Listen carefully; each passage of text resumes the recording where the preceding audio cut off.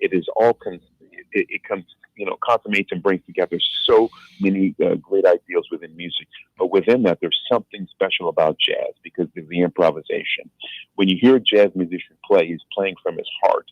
And that's what we aim for when we play for music. And it's what people will hear when I play with the Milwaukee Symphony in a couple of weeks. Is they're going to hear that beauty, that joy of jazz. You've had experience, obviously working with big bands. How is that when you're conducting a symphony orchestra? Is there a difference between that, or is the symphony orchestra a big band with a whole lot more instruments? Well, it's a great question. So we always start with a foundation of like the jazz elements or the pop elements, and that would be bass and piano and drums. And I usually bring those people in. And then the the orchestra adapts to playing that kind of music. They've all heard jazz, they've all heard pop and things like that, because I do lots of pop concerts too. Mm-hmm. But what happens with the rhythm section is we inform the beat and the feeling. And our goal is when people are there is for you to pat your foot. You got to pat your foot and have a smile, because that's the power of music and great jazz and great pop and great rock, all those musics. And so we integrate everybody together using as the rhythm section of the foundation. And from there it grows, because the musicians in the Milwaukee Symphony are, as Tina Turner would say, they are simply the best. I'm always amazed when I watch, I love piano. I love violin. And I love when I see orchestras and they're sitting there, people who would be considered classical, but they're sitting there listening to the music and, getting into the music, because I think one of the things, you even see it at the amazing, at the major music awards, where you might have a rapper up, but the country dude is getting down with the rapper, or you have a jazz guy up and the symphony folks. Right. Yeah. Is that the universality of music? Absolutely. I mean, music is more than just like trying to put one thing on it. I love country music. I love rock music. I love rap. I'm open to all types of music, and that's what we have to be as listeners. And that's why I invite people to listen to jazz. Jazz actually has some of the lowest record sales, and people are missing out on that. The music that I love reaches for the heart. And it grabs you by the heart and takes you on a journey. And a lot of people say, well, that's old music. I want to listen to something new. And here's the thing. If you haven't heard it, it's new music to you. So you can hear some new music in a couple of weeks with the Milwaukee Symphony when I come and play. And a great show. We call the show When the Saints Go Marching In. And that speaks to so much. What you're going to hear ragtime. You're going to hear blues. You're going to hear old school New Orleans music. And again, you also, all for that concert, will be patting your foot and putting a smile on your face. It's interesting, because I was going to ask you how you came upon When the Saints Go Marching In, but I do kind of relate that particular piece of music to New Orleans. Absolutely, but it's a church song. Mm-hmm. Yeah. When the saints go marching in, when you get ready to go up to heaven. And so we've turned it into like this song that's for every man, which it is. But throughout my show, I'm playing spirituals. We're going to play Gonna Lay Down My Burden down by the riverside. Yeah, we're going to do that. We're going to do Sometimes I Feel Like a Motherless Child, because that is a spiritual. We're going to jazz it up a little bit. We're going to put some Latin music in there. But that speaks to child separation, when people were on slave ships and they would lose children or moms and dads, and they felt like motherless children. So we got to do that, because that embodies what music is about. It's taking away your sorrow, your sickness, and your sadness, and turning that and making it into joy, love, and happiness. And that's why we sing. You have some folks who will be part of this performance. Tell us a little bit about Crystal Monet. Is it Monet? Crystal Monet Hall? Yeah, Crystal Monet, yeah. She's going to be a vocalist for. She'll sing some St. Louis blues. She'll sing an old song by Ma Rainey, one of the first blues singer, called Prove It On Me Blues. She'll sing, I think St. Louis blues, so many others. She'll join me on The Saints Go Marching In. Crystal Monet is one of the great, fantastic singers. You've seen her on Broadway and all throughout the country. And we had the privilege to bring her to Milwaukee so she can spread the love and the joy and the happiness that we do in all of our programs. You have to come see her. She's fantastic. I'd like to mention I'm also bringing, if I quickly could, an organ player who's playing Hammond B3 organ, one of those church organs. There you go. And also playing piano. His name is Bobby Floyd. He used to play behind Ray Charles when he was younger. He plays all over the world now, so I was able to get him to come because I want only the best for Milwaukee. Is it when I saw that you were going to have a B3 Hammond B3 organ player, I immediately thought my mother loved Jimmy McGriff. Oh, my mother loved. Oh, I'm sorry. Jimmy McGriff was one of the greats. I can't believe you mentioned that name because he's one of the great Hammond B3 organ players. Oh my God! It was just sitting there, and then growing up in church and singing in a choir, understand the importance of the B3 organ when it comes to just Black religious sacred gospel music. It's real important. And then you have Mr. Jim Rupp on drums. Yes, sir. One of the great drummers. He's played with everybody from Tony Bennett, Sinatra, those kind of people, Woody Herman, so many bands all over the country. He's one of the great drummers of all time. I was going to ask, and you're going to be doing a series of concerts. The first one will be When the Saints Go Marching In, but you're also going to be doing Twist and Shout, the music of the Beatles. Absolutely. So, and I can't mention the Beatles without mentioning their influences. You remember a guy who used to say, "Wop bop loo bop bop bam boom tutti fruity." Oh yeah. Oh Rudy. Oh yeah. That was Little Richard. Well, see, if people want to know about the Beatles, they have to go back to Little Richard, who the Beatles heard him and they said, "I'm gonna copy everything Little Richard does." And so that's that basis and foundation. So from there, I want to start the conversation there and then realize that the Beatles changed the world with their innovative way of doing music. But I always want to remember Little Richard in there too. I said that the most consequential group ever produced by America in terms of music and culture and history is the Beatles. Now, I'm not saying they're the greatest band of all time, but I do believe in terms of impact and their footprint. But me and my buddy were, and the reason why this kind of jumped out at me, Twist and Shout, was originally done by the Isley Brothers, right? I don't know if that was original, but I think they have a version of it. It was like 58, 59. I think so, yeah. Yeah, they did it before the I'm not Beatles. good with dates like you are. Oh, no. Just because we were having this discussion because I love the song. I like the Beatles version, Twist and Shout.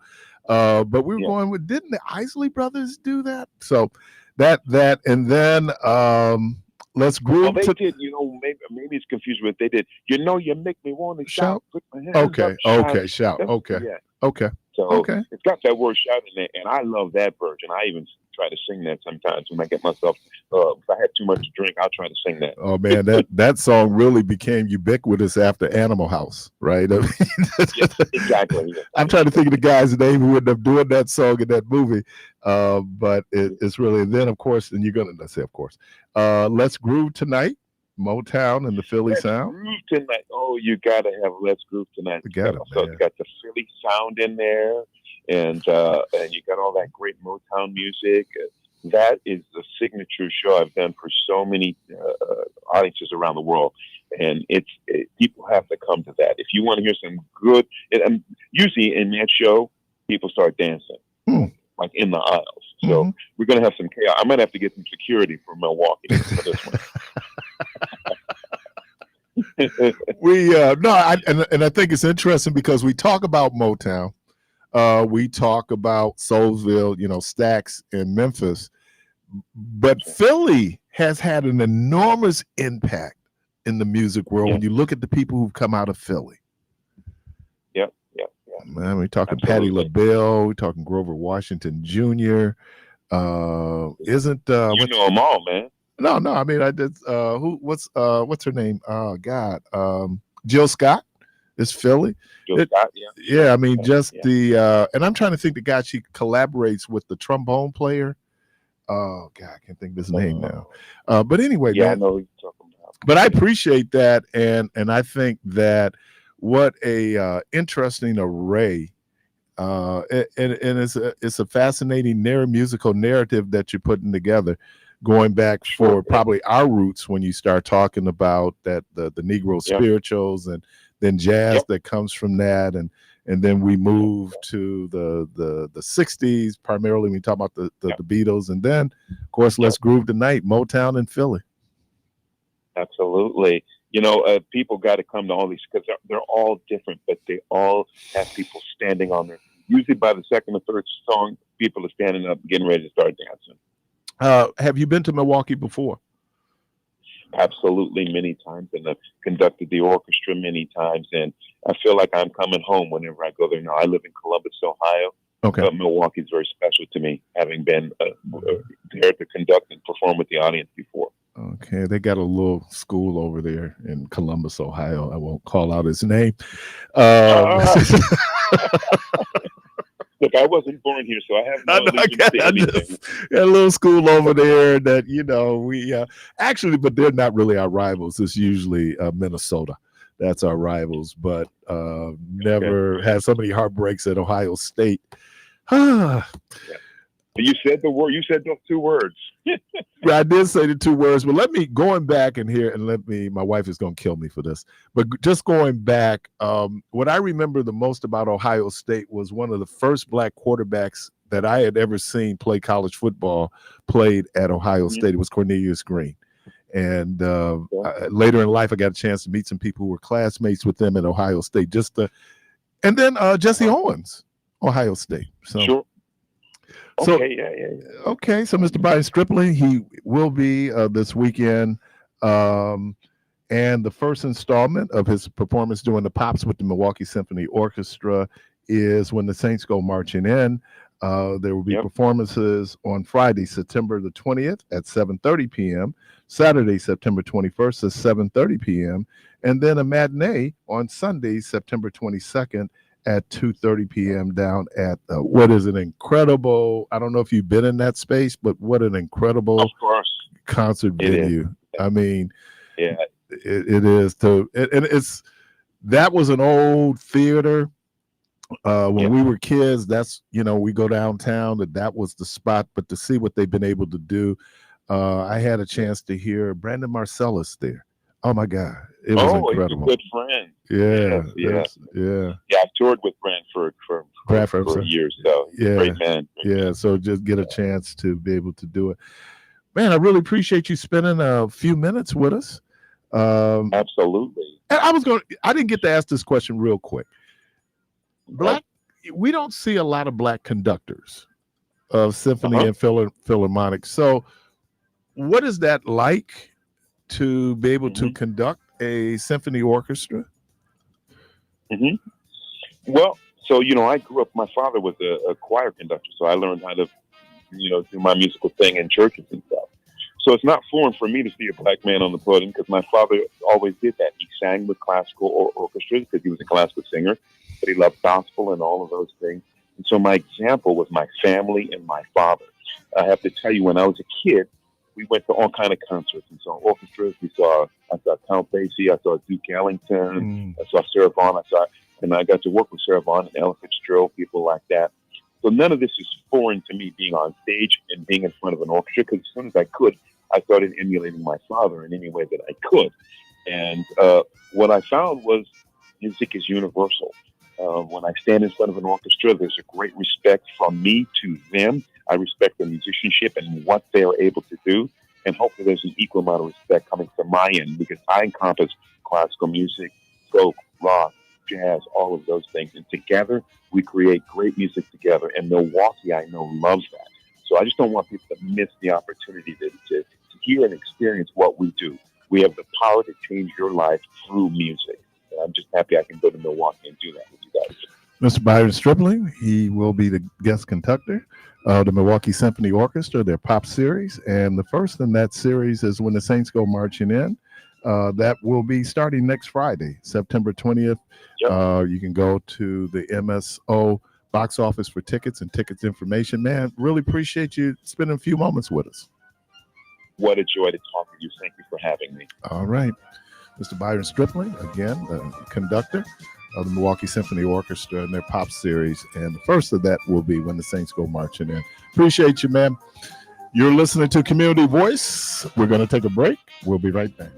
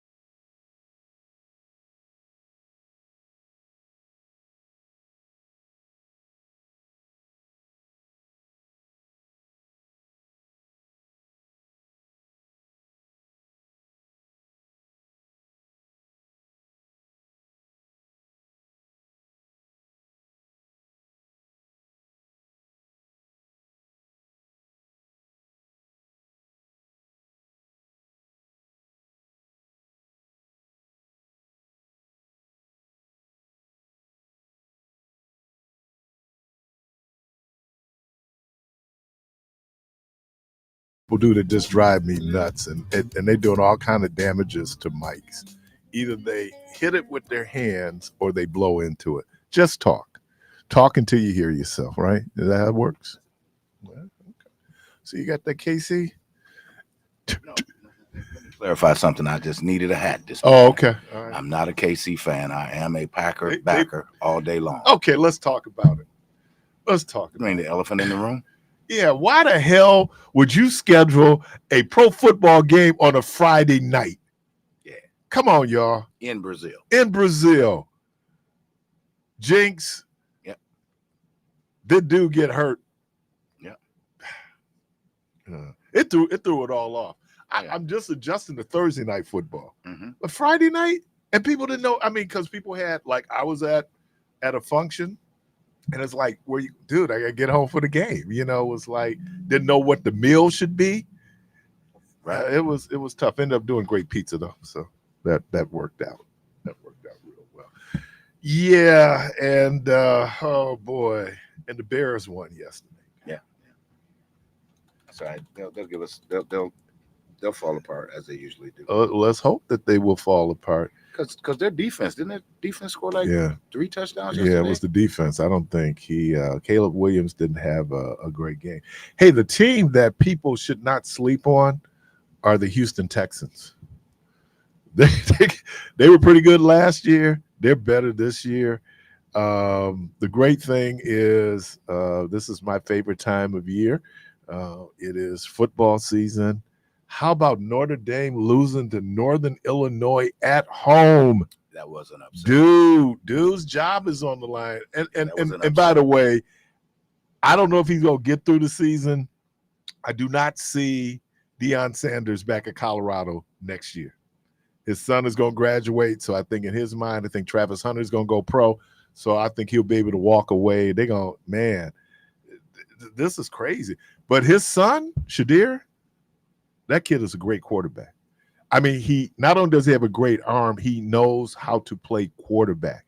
And it's just unfortunate that in all the recruiting he did, he couldn't recruit a offensive line to protect him. And, oh, man, Nebraska just beat up on them. That was just – and Nebraska is not what Nebraska used to be, you know, in terms of college football. So, good morning. How are you? Have a seat there.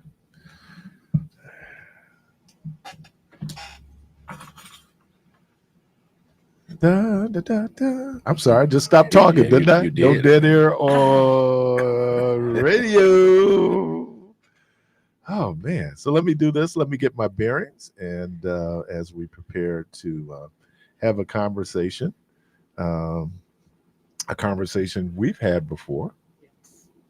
You remember? I do.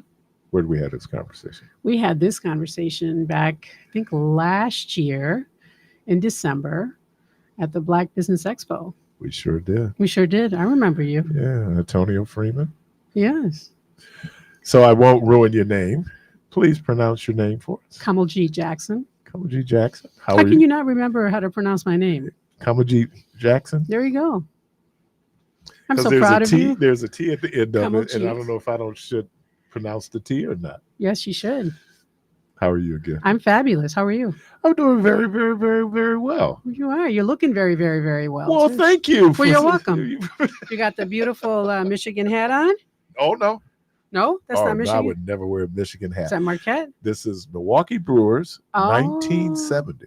Really? Yeah, it's a throwback. Oh. I would not wear Michigan in Wisconsin. Hey, I don't know. Tell us a little bit about you. Let's see. Originally from India, was born in India, came to the United States 1979. I was 8 years old, and I say to everybody that I'm a daughter of an immigrant. My father came to the United States and had this vision of wanting to have a piece of the American pie, right? Free enterprise, having his own business, and started selling costume jewelry at a local flea market, and really built his empire there. Wanted to really be able to support his family. I'm the youngest of 17 brothers and sisters. And so to be able to, yeah, I know, 17. And to be able to make sure that he was supporting his family, having his own business was the way to go. And so selling costume jewelry really built this empire, eventually became a gold and diamond wholesaler. And he taught all of us how to really run and operate and own your own business. I was the black sheep of the family for sure. Decided that I didn't want to have my own business. And I got into economic development about 6, 7 years ago, and really honed in on how do we support our communities of color and supporting individuals to create a level playing field and really reducing the disparities that exist from an access to capital perspective, in addition to technical assistance. And how do we do that to build this generational prosperities for our communities of color? So I got into that work. I was previously the vice president for the Wisconsin Women's Business Initiative Corporation, and just recently, about 4 months ago, transitioned over to the Wisconsin Minority Business Development Agency Business Center. And I am the executive director there. And we really look at a holistic model to supporting our entrepreneurs and specifically our minority business enterprises. Now, is that a state office or is that a private group?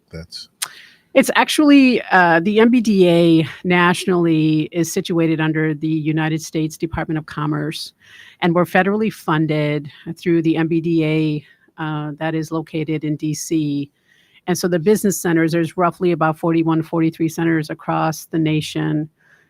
So while we receive federal funds, we are a public entity that provides resources and support absolutely free. You know, a lot of people, like, you were talking about your dad Mm-hmm. comes here to be a business person. There's a lot of people who wake up, hey, I want to start my own business. Yeah, of course. That's fraught with all kind of problems. It is. Talk about why it's important to get as much technical support as you can get. Well, I always tell people when they come into and saying, I need help. I have this grand vision. I want to be a baker. I've been a baker forever. Ever since I was little, wanted to own my own bakery. And I always share with them, do you understand that having your own business is really a Monday through Sunday, 24/7 hour job? That if you don't make money, you don't have food on the table. And so if they're serious about entrepreneurship, it really speaks to the resources and supports that are available in the state to be able to help an individual really go from the beginning stages all the way to be able to scale from a business perspective. And so there's this misnomer, or want to really demystify this, that having your own business is like a child, right? You nurture it, you feed it, you love it, and you think about holistically, not just getting access to capital, because money is one component. But if you don't know how to really manage and work that business, it's not going to be successful. And that's where resources and that technical assistance comes into play, because you want to have genuine and authentic conversations with these business owners to say, are you sure you're ready? Because you got to be ready. Because it's not just about being that best baker and having beautiful cakes that taste so good, right? It's really about, do you know your financials? Do you know your projections? Do you know how much money you're bringing into the business? To be able to work that business is really, really important. And depending on the business, we always talk about the market. Yep. And what we see in terms of what either the market can withstand. I see sometimes where, like for me, this is just me, just an observation. I think that we see certain types of businesses in Black and Brown communities, and I would say particularly in the communities of descendants of African slaves, that beauty shops, barbershops, it's a lot. I mean, that goes into business. What is, just generally, what is usually should we do the glass half full? What is the success rate of people going into business? I would say nationally, if you look at the SBA data, they say about 50% of businesses, not even 50%, maybe 48% of businesses fail or only in business prior to 5 years, right? 5 years is that threshold. If you can make it past 5 years, you're doing really, really good. And that's where the technical assistant comes into play because, again, we do have a lot of restaurants, we do have a lot of service oriented businesses. And so when you're thinking about how do I get the resources and support, right, to be able to say, I'm struggling here from a understanding my financials or projections. I want to scale to the next level. And how do I get visibility from a marketing perspective? Or I want to hire people, have some FTEs, and how do I get access to capital? If you don't know where to go, that can be a significant struggle. And so most businesses without that TA, generally speaking, don't do very well. We saw the impact of COVID on business, and it was both a blessing and both a curse. Yes. Because what happened was many businesses were artificially, well, I wouldn't say propped up, and then once we had gotten through COVID, a lot of businesses went out of business. Yes, they did. About 50%. Yeah. Yeah. Think about that for a minute. Yeah. COVID was, I'm not going to say a blessing because if you look at it, there was a lot of struggle that happened from March of 2020, even through 2023. But what the federal government did and the state government did was say, we want to make sure that these businesses survive, and our businesses have to survive outside of the vaccinations and all the other stuff that we have to do and to protect our community. So that federal and state funding really helped, let's get everybody through, at least, we think it was temporary. And so what happened was there was this infusion of grant dollars that came, and the SBA was very, very specific in saying, we're going to give some deferrals, we're going to make payments, for individuals that have SBA loans, et cetera. And agencies also made those deferrals for small businesses because of the pandemic. But what's happened here is 3 years of that through 2023, this infusion of grants, think about that. Now we all want grants because it's free money. Well, grants are not there anymore. So how do you get these small businesses to get back on track to say, now you got to start making payments? And those individuals that didn't take the opportunity to pivot during COVID, because there was a lot of opportunity, a lot of businesses were able to pivot, whether they had tables set outside, whether they had on, Grubhub and the delivery model, et cetera, from a restaurant perspective, or even a service-oriented perspective, and doing virtual meetings and virtual coaching, et cetera. If they did not take opportunity for that IT infrastructure, they were not in business. Yeah, it was those people who study economics. That's right. Knows that, you have the Milton Friedman school where it says it's free enterprise, let the markets determine, there's a Darwinism in business. But we ended up applying Keynesian economics where the government then went in and infused money. That's right. And I'm always fascinated with Americans in particular when it comes to socialism. Like we have a problem with socialism, some of us, if it benefits the poor. Right. But this level of socialism benefited business. That's right. And it was almost, and it made sense. I mean, if you could look at, and China is still trying to recover. Yeah. From the impact that COVID had. Yep. But when I say it was a blessing, it was just some of the things that you cited, that we looked at different ways of doing business if you're in a restaurant. That's right. Right. It also then created kind of a market in terms of people who were doing the deliveries. That's right. But now it's kind of back to where it was. Well, we want everything delivered now. McDonald's, Starbucks. What are we turning into now? I lived on the east side for many years. And one great thing about when I lived on the east side was everybody delivered. Everybody delivered, and so I was used to that back in the 90s in terms of people doing delivery. But it says a lot. So you saw certain business, certainly restaurants. Absolutely. That took it. And then maybe other people who were, I think it's important when we talk to the people here, Wisconsin Black Chamber of Commerce and different business folks coming, that technical support could be a big difference in whether your business is successful or not. Yeah, and especially having one of the, I want to say this nicely here, but to having genuine, authentic conversations, right? So when businesses come to us and I look at their business model and I say, you know, I'm asking them very specific questions.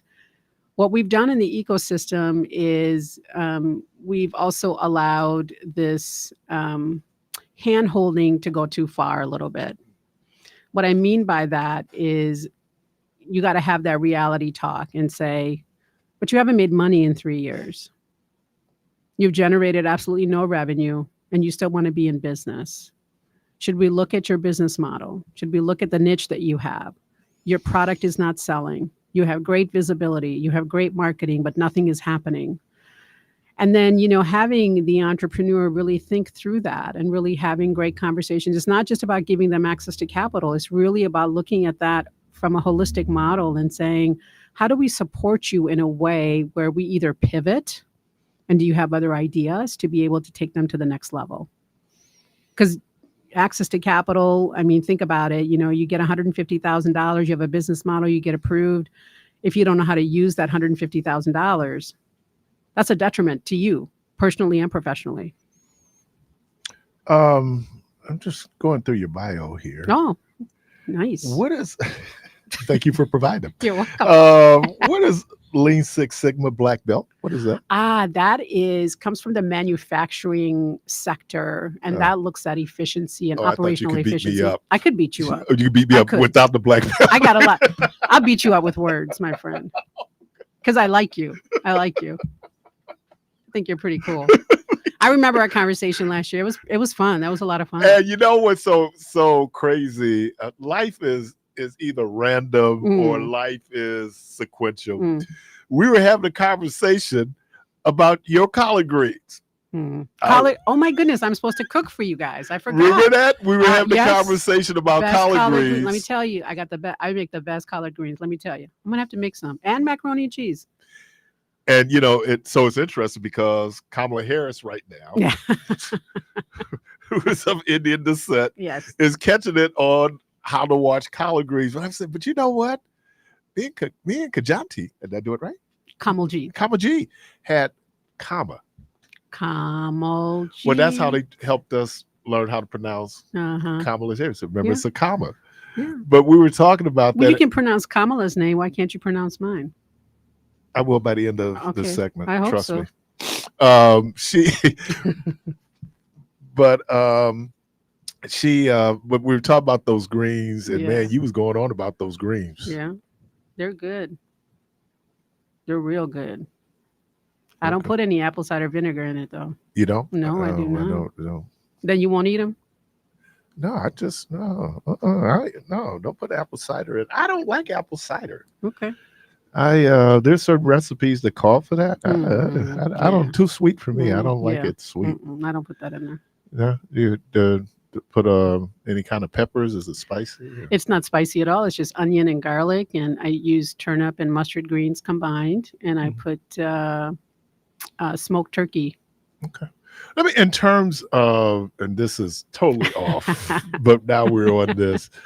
In terms of Indian cuisine, does it tend to be spicy? Not necessarily. Okay.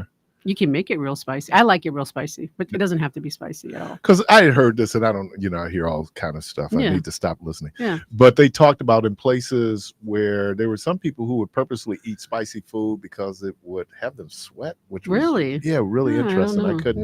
Not heard of that. That's interesting. Not in India though. Not in India. I have no idea. I don't think so. Well, I do know, man. Talk about, I remember an interview, but when we got to talking about those greens, and you were emphatic. I am emphatic because I know how good they are. Now everybody can't make macaroni and cheese. Look, my macaroni and cheese is nice and smooth and creamy. Nice, beautiful crust on top. Keith, there's only one way to find out, right? Yeah. I'm happy. She said she was going to cook for us. I told Keith I was going to make him some. That was like a year ago. So now, Thanksgiving is just around the corner. I might do it before Thanksgiving. Might have it delivered. the importance of the level of support that people need in Yes. terms of their business Yes. cannot be underestimated. It cannot be underestimated. And But I do want to say this on that point. And this is not ego. This is not me not being humble. I know what exists in the ecosystem. Just because people come into economic development does not necessarily mean they know what they're doing. So people can provide technical assistance, and they say they provide technical assistance, but are you really getting true technical assistance? And that's where, the rubber meets the road. Is, are you getting true technical assistance where I can sit with you and have a candid conversation about, this is the direction, your business needs to go, and are you coachable to that regard? Because you have to be coachable.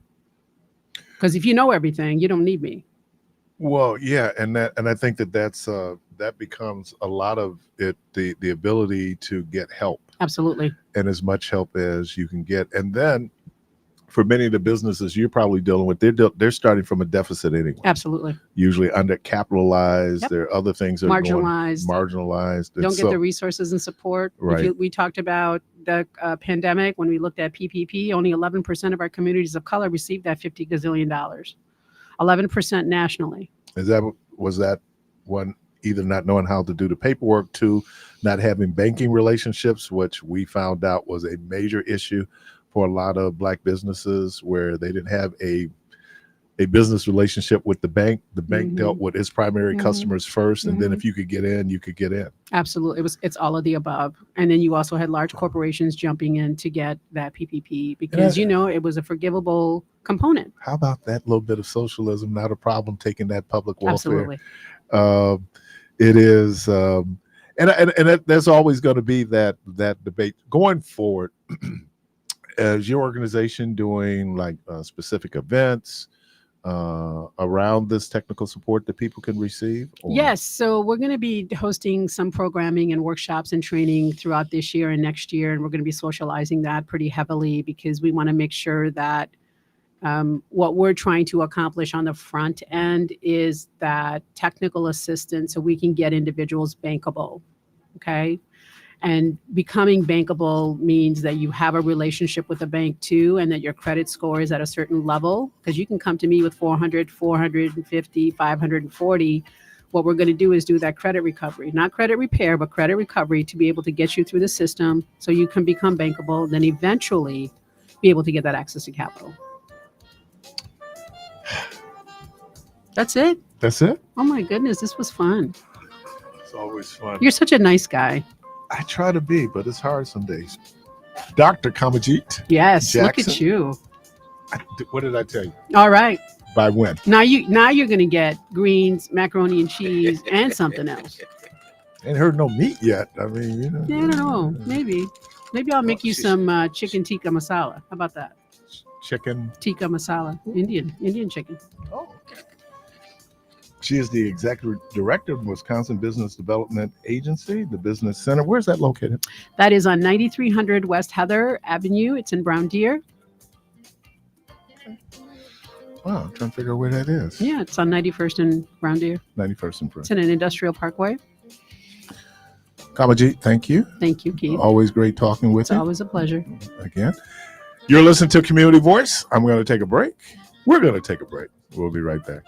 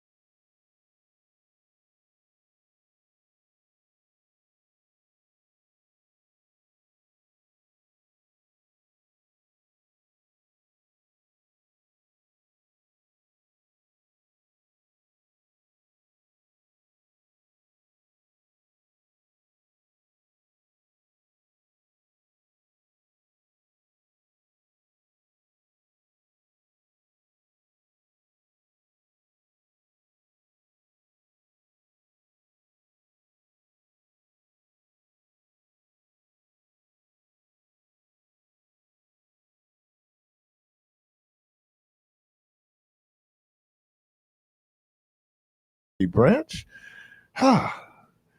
Good morning, President Nichols. How are you? Good morning, Brother Parris. How are you, Mr. Townsend? How are you this morning? I'm fine, brother. Thank you for having us here today. Oh no, I'm fine, brother. Thank you for having us here today. Oh man, so do we have a lot to talk about? Do we have a lot to talk about? We have a lot to talk about. I second that. No, we were just saying these brothers are members over at the historic Mount Moriah Baptist Church, and just going back, I didn't get. And I used to go to Fifth Street School. It's back in the '60s, and in 1966 they had Freedom Schools. Oh yeah, right. And Mount Moriah was one of the places for Freedom School. My mama, there was never reason for us to miss school. We couldn't miss school for the revolution, right? My mama was going to school. I'll never forget being at Fifth Street on the playground, watching the kids over at Mount Moriah and Freedom School having the greatest time ever. And I'm going, Mom, you should let us go to Freedom School. She wouldn't let me go to Freedom School there at Mount Moriah. But the imprint that it's had on our community is, and co-founders with Metropolitan Calvary, a Project Focal Point.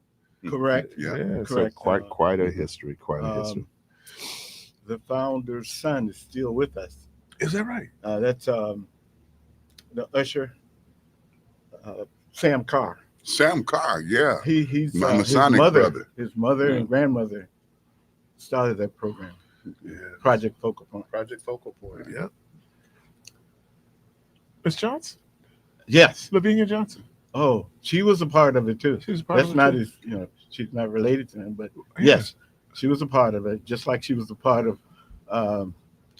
the Times, what is it, Milwaukee Times magazine. Mm-hmm. Miss Johnson. That's right. Her and Nate Conyers. Yeah. Yes. Yeah, Nate yes. Conyers. Yeah. Correct. Yeah. I was on the board of Project Focal Point. Oh, you were? Yeah. Back in the day. But it's still going. It's still going. Right. Yeah. I mean, just the folks that know, I've known some of the executive directors there in that program. And we're still the home church of Congresswoman Gwen Moore. Sure are. And her beautiful, hey Brenda, her beautiful sister Brenda, who so it's good. And shout out to Pastor Greer there Oh, yes. at Mount Moriah. All right, so let's get to the news of the NAACP. Where you want to start? Let me start first by thanking you for having me on the show. And then I'm going to highlight you in a certain way too this morning. Uh-oh. Nonetheless, our guest speaker is to be announced today, and it's none other but Hakeem Jeffries, the minority speaker of the House of Representatives. Ooh. Now, Hakeem has worked tirelessly in the House, and he also is a congressional representative from the Brooklyn, New York area. He has a special feeling or mission for the poor and the needy, and he's done a lot of work with them. And he's the brother of Hassan Jeffries, who was with us last year. But let me say this also. We're proud to have Mr. Keith Parris as our MC this year. And our dinner is October 18th. And it's at the Barrett Center. And I believe that's 400 West Wisconsin Avenue. Are we on the roof? We're in the new facility, and it holds 1,000. So we want to try and fill it. On top of the roof. On top of the roof. That's amazing. And if things can shake out, not knowing what's going on in terms of the election prior November 4th this year, but there's a pretty good shot that right now Minority Leader Jeffries could be Speaker of the House. And if he's Speaker of the House, obviously that'd be the first descendant of an enslaved African who's ever held that position. Correct. Is he the only one? Correct. Yes. Yeah, correct. You're absolutely correct. I think this is a year for first Yes, it would be nice. across the board. Across the board. You think it's gonna be first? I think it's the year for first things, the first female president of Asian and African American descent. The first, as you gentlemen just stated, the first time that a descendant of a slave will be majority speaker of the House. And there are other firsts to come, I believe, in this year after this election. That's just me. So we're doing the 100th year anniversary of the founding of the Milwaukee branch of the NAACP. That's a big deal. That's a big one. But Keith, if you allow me, I would like to do somewhat of a follow-up from when I was here the last time. And I talked about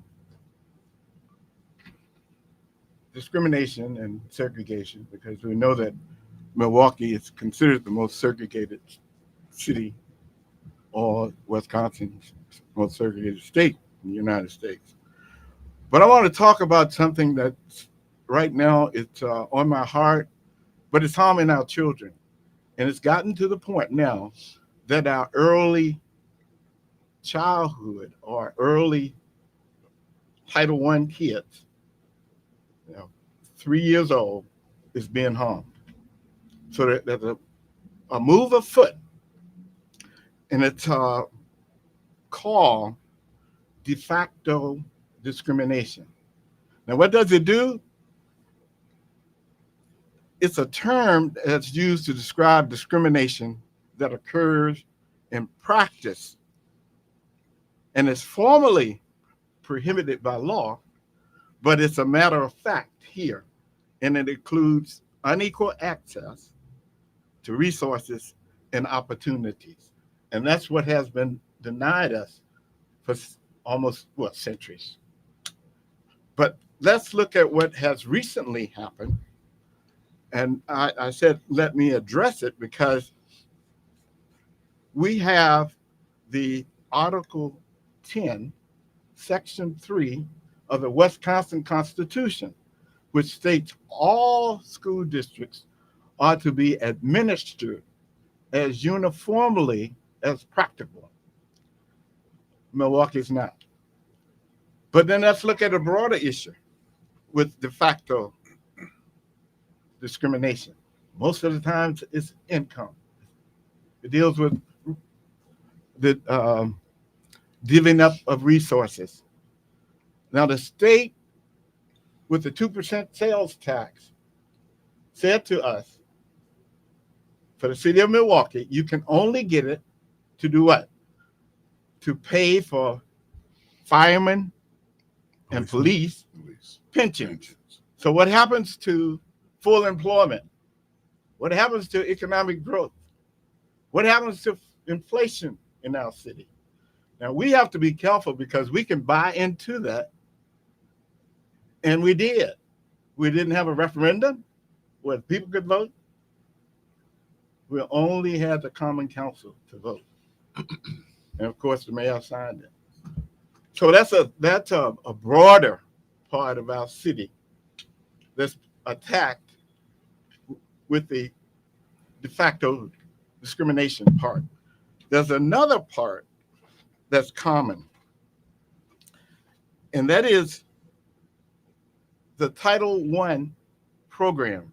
Now you read probably, I think it was probably June, July, but around the time when we were losing Keith Posey, our superintendent, so everything came to a head as if he was responsible for everything.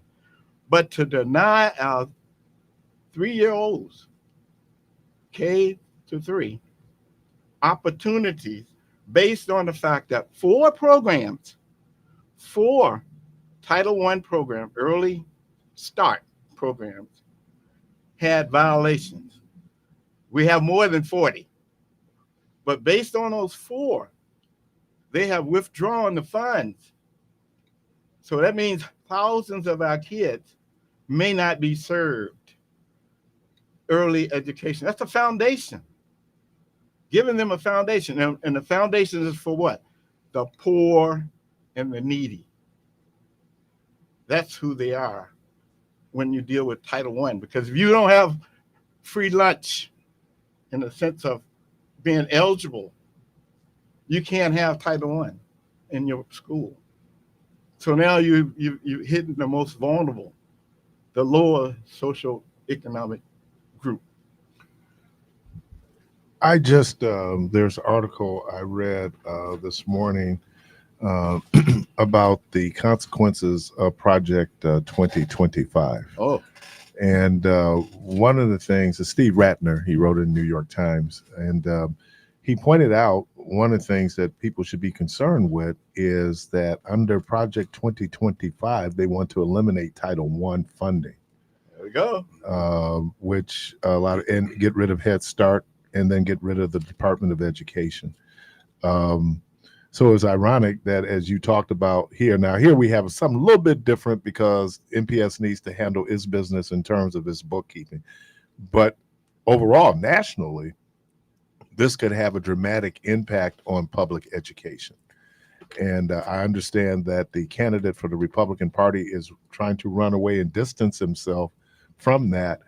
But they said something like 78% of the contributors to this Heritage Foundation document were people who worked in that administration in terms of Trump. So it becomes this operational guide that, if elected, he will put into place. If I may, this is kind of a good segue into what I want to talk about too. I'm the chairman of the NAACP's Political Action Committee. My co-chair is Brother George Bledsoe. What's at stake? Our voting rights. And everything that you've heard thus far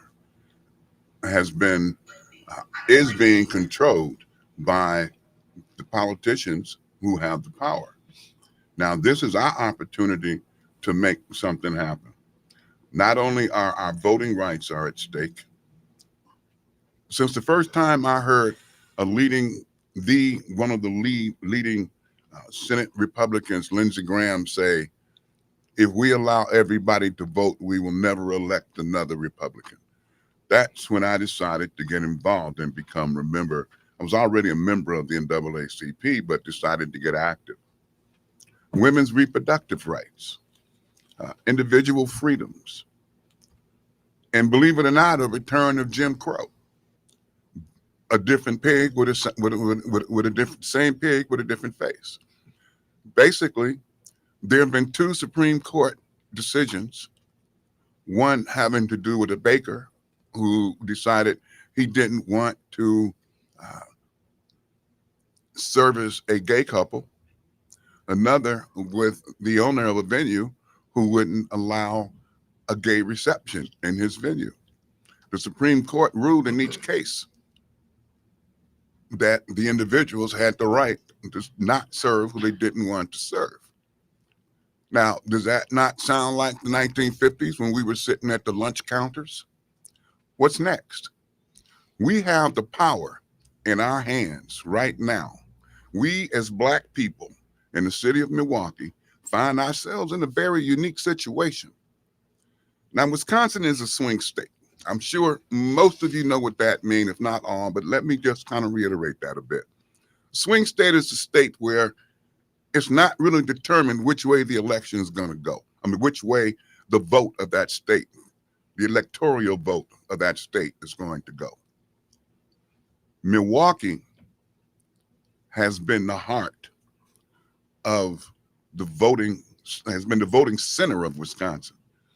How Milwaukee goes, usually the state goes.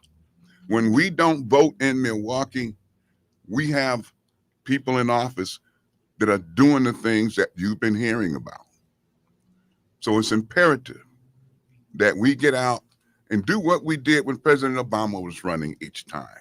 We need an Obama type outcome. That's why I said earlier, this is going to be a year of firsts, because this is going to be the first time that the Black population of Milwaukee came out in such power that we made a difference. We saw, and let me do the disclaimer for you.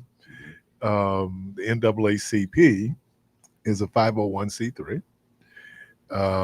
and so C4, and so they're not involved in partisan politics. Now, there's a big difference. They're still involved in politics, but not partisan politics. So you don't endorse candidates, that type of thing. So we're talking about. So we're having this political discussion. I always cite what Aristotle said, that he said that what did he say? Every act of man is a political act.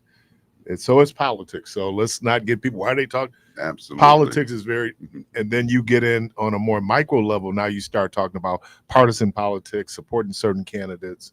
That is something talk about NAACP doesn't do. Absolutely. But you mentioned one other thing. In terms of the voter suppression piece, and boy, every time, if you ever want to see Eric Holder turn beet red, bring up Shelby versus Holder, yes. right? I mean, because what it did was it pretty much gutted part of the Voting Rights Act, primarily pre-clearance, where there were 7 states in the South, I think, that had to have any changes that they made to their election laws had to be cleared by the Justice Department. The Supreme Court ruled that, in fact, they said that there's no more evidence of racial discrimination in voting in the South, and therefore the need for pre-clearance no longer exists. But then the other ancillary effect it had was then states who would do, like there's an article in the Journal Sentinel yesterday on the impact of voter ID, and primarily the impact it's had on minority communities in terms of voter participation. So, when we're talking about that, when people are kind of sitting here thinking, I don't see any difference, there's a lot of things happening out there. Well, let's take it a step further. The John Lewis Voting Advancement Act deals with pre-clearance, as you talked about. It's on the Senate. It's not on the floor, but it's in the Senate. It passed the House in 2022 with a majority of Democrats. It was then passed the Senate, because you need 60 votes. That means you would need 10 Republicans to vote for it. And that 60 votes, just so people know, get some inside baseball, is to basically vacate the possible filibuster, right? So Correct. You need Correct. 2/3 of the Senate. Right. But if you allow me to go back to what you said about Project 2025, well, first, Keenan, I forget his last name, but he's a comedian. Oh, Keenan Ivory Williams. Okay. You know what he said? It's the only big book, that can kill women and democracy at the same time. Mm-hmm. Now, he said women, but no, he said can kill a cat and democracy at the same time. Vance has been calling women cats. But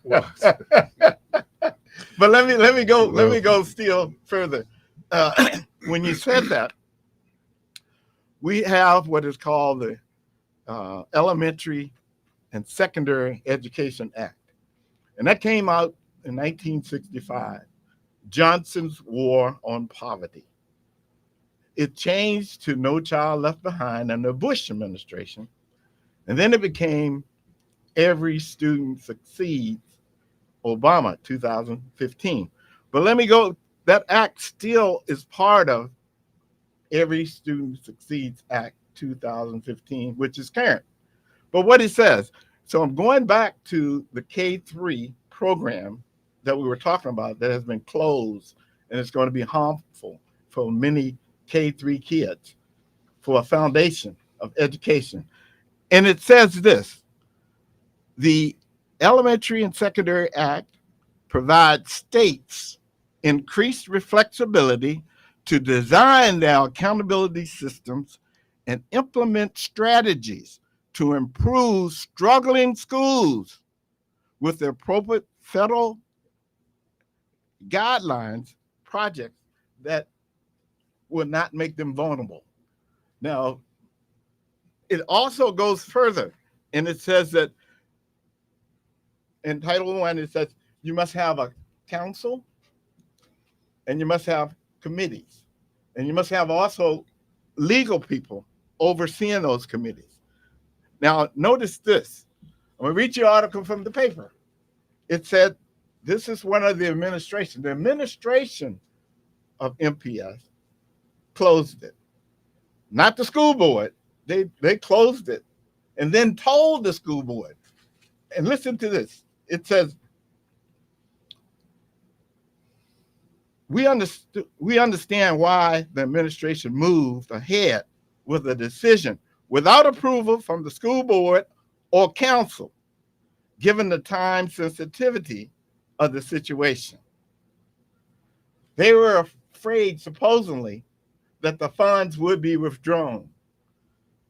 But the council, the city of Milwaukee, at large populations, as well as parents, should have been given an opportunity to speak to this. None of us were given that opportunity. So you're saying now that there's funding that they're not accepting. When you say that they shut it down, the funding is not available? It's no longer available at this moment. And the fear is it won't be available again for 5 years. So that means we have to do an emergency cry for funds to help out K-3 children. But let me go a little further with that. If we look at the fact that we have a call to action committee incorporated, and it's headed by MacArthur Weddle, who was the former Northcott Community House. Northcott House. Northcott House. Okay, and Salim Amin, who's vice president with him. Okay, or vice chair, and they're proposing to make North Division a public charter school to improve North Division. Now, here's where we come in, because we would like to adopt the feeder schools in that area to help improve them. Most of those feeder schools are Title I schools. 3 of those schools are affected. Our Avenue, Gwen Jackson, Franklin Elementary School, funds will be withdrawn. Now, they are making an effort to put many of the kids in what is called the K-4 programs, kindergarten programs. But thousands will be affected. So notice this too, with the North Division situation, or the Call to Action, Inc., wanting to make North Division a viable school. Right now, North Division only has 600 kids in the building, all right? And they're not meeting the academic standards for the state. However, there are several elementary schools and 1 middle school, which is Andrew Douglas. So we would like those schools, the elementary school, to feed into Andrew Douglas, which is a middle school, which would in turn move into North Division.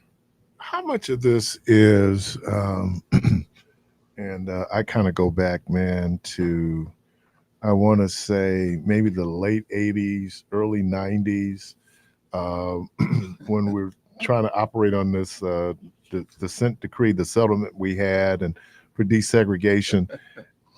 Those of us who've been here an appreciable amount of time realize this, the historical significance North Division's had in the African American community. Why are we struggling at North Division?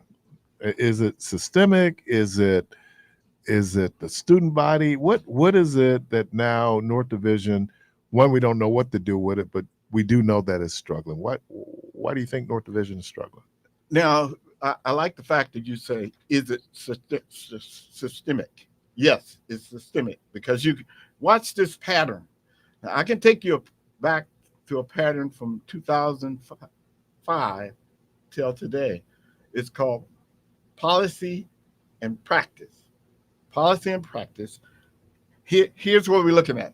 Watch this though. What did it come out of, or where did it spiral from? Now you talked about the late 80s, maybe, right? So early 80s or late 80s? Well, I remember they wanted to make the school an allied health school. Oh, it was going to be one of correct. those magnet schools. And that was killed because people said, no, let it remain a neighborhood school. And so, and I'm not going to call any names who were part of that, but, and so the opportunity I thought was missed. But then there's the other thing. There's, as you just said, it's the systemic part of it too, and the impact of students who come into that learning environment. Okay, so let me do this again. Now, I started off with de facto discrimination, right? Mm-hmm. So, in 1979, we had a settlement agreement. You recall? The settlement agreement became possible because the desegregation efforts that were in federal court were denied the plaintiffs who were middle class. We're back to economic discrimination, de facto discrimination. It was stated that those middle class plaintiffs did not fit what the majority of students, lower socioeconomic group, had in place. They were different because they could afford to go to suburb schools or whatever the schools. So they settled out of court. And the settlement out of court was with the MPS system and the MTEA, call it the union. And I have that information. I have it. And I can share it. However, what did it do? It became a de facto segregated system. And that's the system we have. It's de facto segregated system. According to what? Income. And I'm talking to you now about income, Title I. It hasn't changed, but most people have not looked at the de facto segregation as it should be looked at. Here's one thing that we're proposing, and under our umbrella, the NAACP has what is called the Honorable Lloyd A. Bobby Foundation, Inc. It's a legal foundation. And what we have looked at is African-American students have been victims of Title I and the Flexibility Act rather than the beneficiaries of funds from the state of Wisconsin. Now, notice this. We have been told by school board members funds are being withheld from our schools by the state. By the state. On the other hand, I go back to the referendum I talked about when I was here last time. Once the referendum passed with 252 million, you then saw that the state said, you owe us X number of millions of dollars, giving us a shortfall again. And we already just passed the referendum. But that now, look, as a lifelong bureaucrat working in government all my professional life, to the life of me, I do not understand why certain accounting things wasn't. This is clearly on MPS. And so we get mad at the state for what the state is not doing, but our house needs to be in order too. And I'm not going to say there's no excuse for it. People gave reasons for why it didn't happen the way that it happened. I believe that there was a certain level of institutional inertia going on there where this so MPS has kind of put MPS in the situation that it finds itself in certain funding streams. Would that be fair? Partially. I go along with you. But I'm not talking about the superintendent No, I'm not saying the superintendent. I'm just saying situation. Anytime that people are telling you or sending you red flags that, hey, there's a problem with how you're accounting for this, and I don't think it was purposeful. I think that, again, I use that term institutional inertia. It makes it very difficult for people to say, hey, we're in the 21st century now. Yeah. Right? Because part of the psychology of bureaucrats is that I do not want to eliminate my job. And then that pushes back on, I'm not even going to just say innovation. I'm just saying getting up to where most people are in an accounting system. And they were talking about software that was out of date. And then at the same time, someone is able to stand up and say, but as a school board, you just voted for a $28 million curriculum change, and none of you even know what the curriculum change is. We're spending $28 million, but we can't spend the $1 million we need in order to fix the accounting system. That is troubling. And I think that this is why a lot of this came out after the fact. I don't think that referendum would have passed had a lot of that information been out. And it barely passed with what we didn't know. Now I'll ask you this question around the referendum. All right, then you're gonna have to ask me after the break. All right. Brother Townsend, what's your first name? Ricky.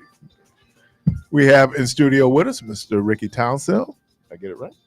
And President Clarence Nicholas of the Milwaukee branch of the NAACP. It's the second Monday of the month. We'll be right back.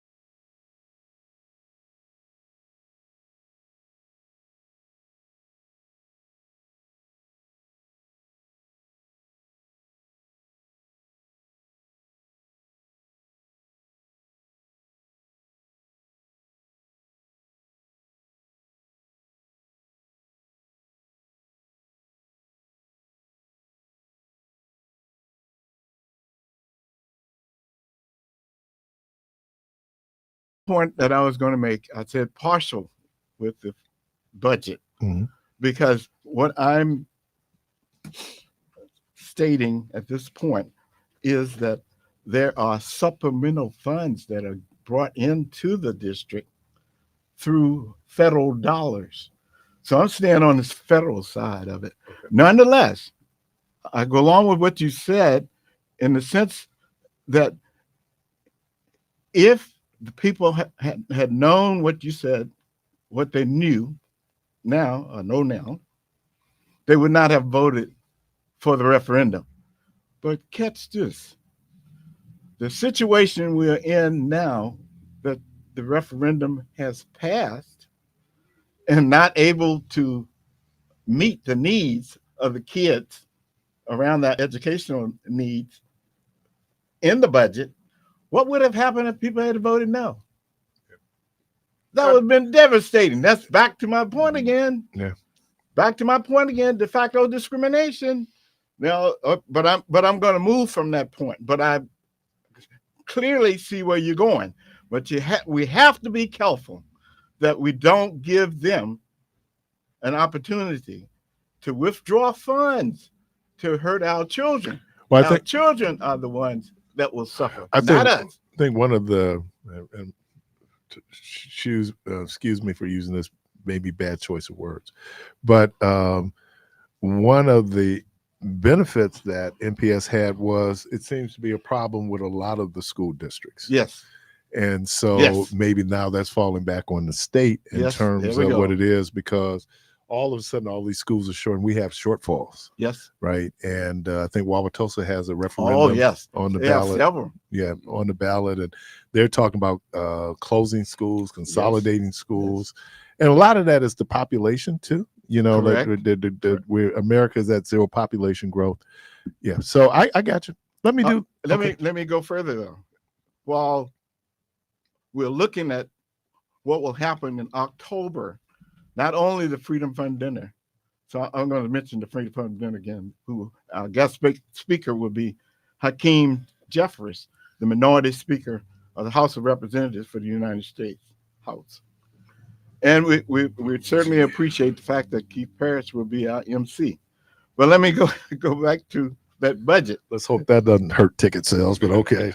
Let me go back to the budget. For October, the city of Milwaukee will look at MPS budget. Now, will they rubber stamp it, or will we hear anything about it, what they would like to see happen? Nonetheless, we're in a situation where our state has at least a $7 billion surplus.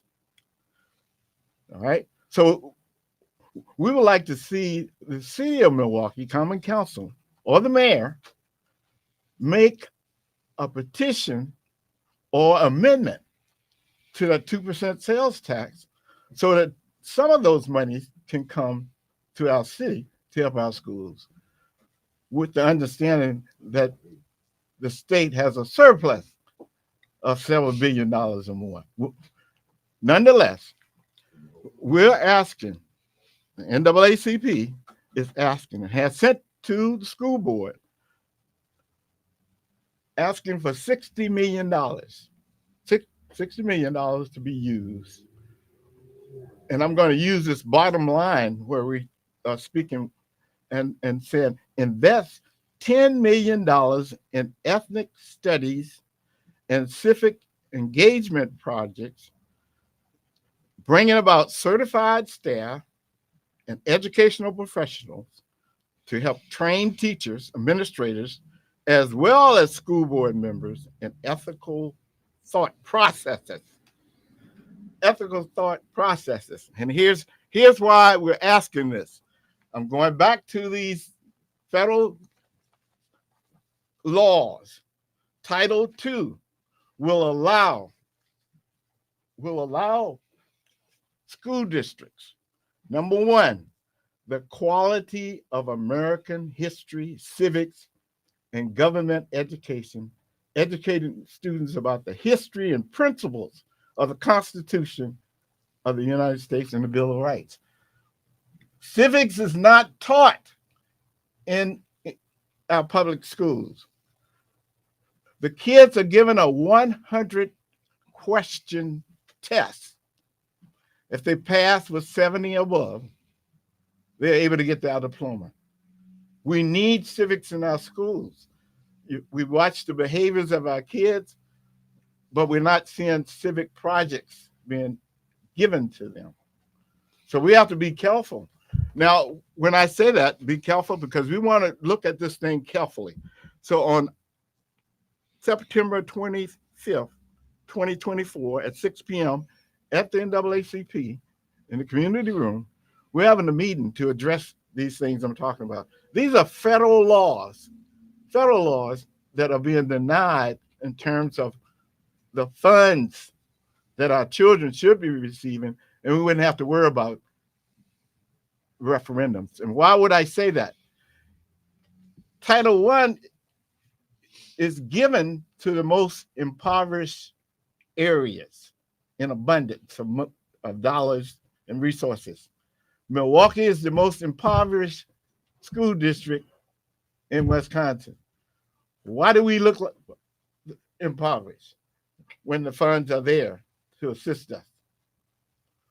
These are the kinds of things that we're not thinking about, or people who have not taken time to look at what Johnson started in 1965, the Elementary and Secondary Education Act.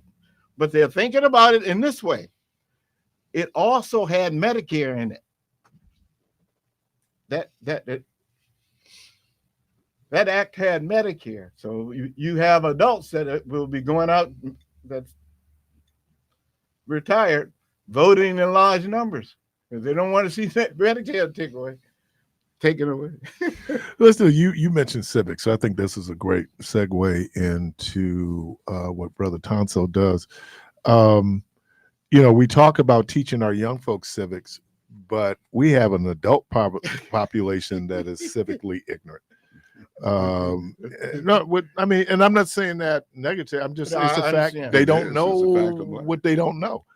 And so you all do things, I know, during the political season where you have these different forums, right? Where people can either, if it's a party or if it's an individual candidate, or candidates can come in and share with the community where they are on policies.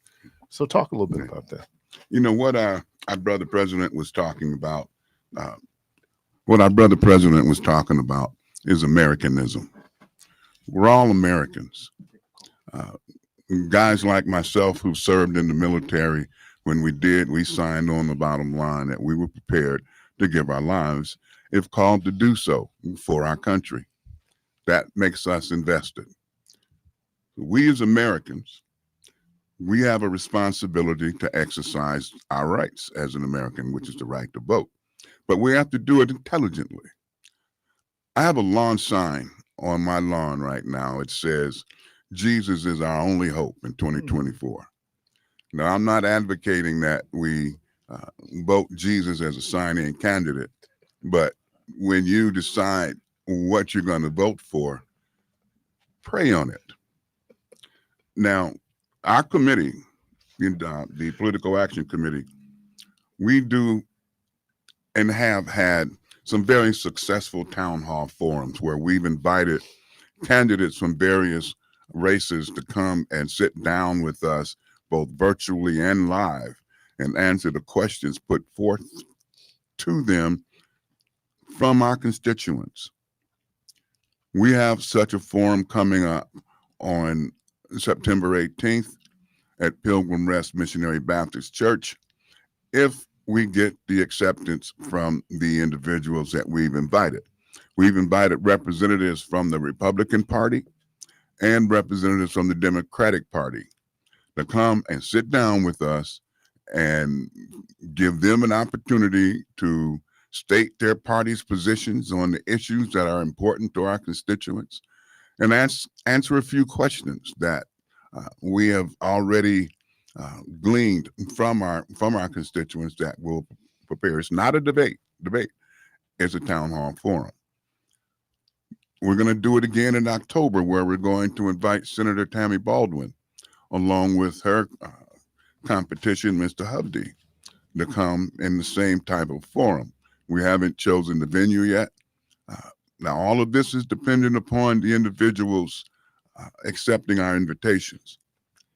The purpose of this is to give our constituents an opportunity to hear what the candidates have to say so that they can make intelligent decisions on what they want to do. And if they like what they're hearing from either candidate, and as stated earlier, the NAACP, we are political, but we are totally nonpartisan. And when I spoke earlier, you notice I strategically did not mention any particular candidate. So we hope that we will have a good turnout. Our community partners and I are sponsoring this event, and we will publicize it through the networks that we have with our community partners, WNOV being one of them. And finally, I would say, don't listen to what you hear on TV as far as the ads and whatnot that you hear from either candidate. What should I say? Pick and choose. Don't listen to the vitriol. Don't listen to the divisiveness. Don't listen to the back and forth rhetoric. Listen to the candidate that's giving you the straight ditty on what they're going to do for you as a person, as an American. And finally, use common sense. Use common sense and pray on it, and then go vote. My mother was 85 and in wheelchair bound when she cast her final vote. So there's an opportunity for all of us, regardless of our age or condition. If you can't get to the polls, you can do early voting. You can do the write-in votes, but just vote. Can you mention curbside voting? Oh, curbside voting. My mom used that quite often. Was she able to vote for President Obama? Unfortunately, no. She didn't get a chance to see Obama as president. Yeah, the whole, you talk about the whole historical part of it and the importance just of voting. And I understand where people are, and there's a certain level of cynicism that a lot of people have. And then when you look at America, if you have 60% of the population showing up to vote, that's considered a record. We talk about eligible voters. Most eligible, there's a little bit, maybe over half the people who are eligible to vote actually do vote. But it becomes important. And so you hear people say, well, it doesn't matter. It does matter. The very thing we were talking about in terms of pre-clearance in that Civil Rights Act, it does matter who's on the Supreme Court and who appoints Supreme Court justices, the president. And if you don't think, now, depending on where you are when it comes to a woman's right to an abortion or access to an abortion, but it's not just that, it's labor laws, right? Yes. It's also this whole immunity thing that was given to Trump is going to have all type of consequences. So it does matter that we vote. Think of this too. Thought just went away. You'll come back. Senior moment. All right. Well, we'll get the caller. We'll come back to you. Caller, welcome to the program. Hey, good morning. I've been listening to those gentlemen, and I've been a pretty much non-active member of the NAACP. I joined NAACP, I think, probably about 91. But I want to ask the question. We're talking about the Project 2025. And I've been hearing that. Well, I want to ask, what is the plan? Why haven't we had a plan to offer to the other side if they're elected? Why are we complaining? I mean, we are talking about voting right, but why isn't there a plan from the? And I'll just use the NAACP. Why haven't they came up with their own plan? They want to talk about the heritage group coming up with a plan. Say, hey, look, this is what we need, and that's what we want. If we do what we can, our donors, whatever, get you elected. Why is the NAACP sitting back, just basically doing what you're doing right now? See, we talking, but there's nothing put on paper that we want besides talking about our voting rights. And then you talk about the immigration thing. Well, not immigration, but the voter ID thing. Listen, they're trying to give IDs, and you know it, and I know it, to people that have come to this country, and we've got people that have been here, can't get a driver's license, and give these IDs to these people, and that puts them right in voting status. Okay? So when it comes down to the voting ID. Meech, if you're not a U.S. citizen, you cannot vote. There are certain local municipalities that are allowing people to vote in some of their local elections, but as a general rule, and certainly on the national level, federal election, you cannot vote. Okay, but listen, it doesn't make any difference whether it's federal or state if you're able to vote and change the conditions of what we're going through. And most likely, who knows, will it even be to our benefit, man? Because some of the people, listen, I've been a non-active member because of the simple fact I realize that the NAACP has a large bark, but their bite is like a toothless tiger. I mean, they don't stand up for any real police reform. I've not seen them really call any major protests, and I guess that's because of lawsuits in the past. But however, black people don't know that. So when they see the advancement of colored people, they believe that it's for all black rights for you guys to get busy. And I understand about the lawsuits in the past, okay, that won't allow you guys to activate your actual duties that people have donated to get involved, like some of the movements. You know, you guys stay far away from that kind of stuff. And that's a problem for me. But I hear you talking about the civics, and I heard you talking about older people. Let me get out of here. I'm talking too long. I heard you people talking about older people being actually dumb to the facts of civics.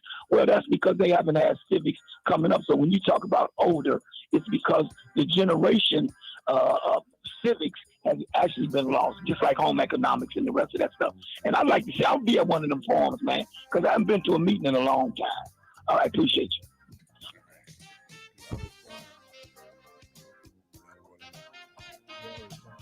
Yeah, real quickly. Let me just briefly say something about the national NAACP.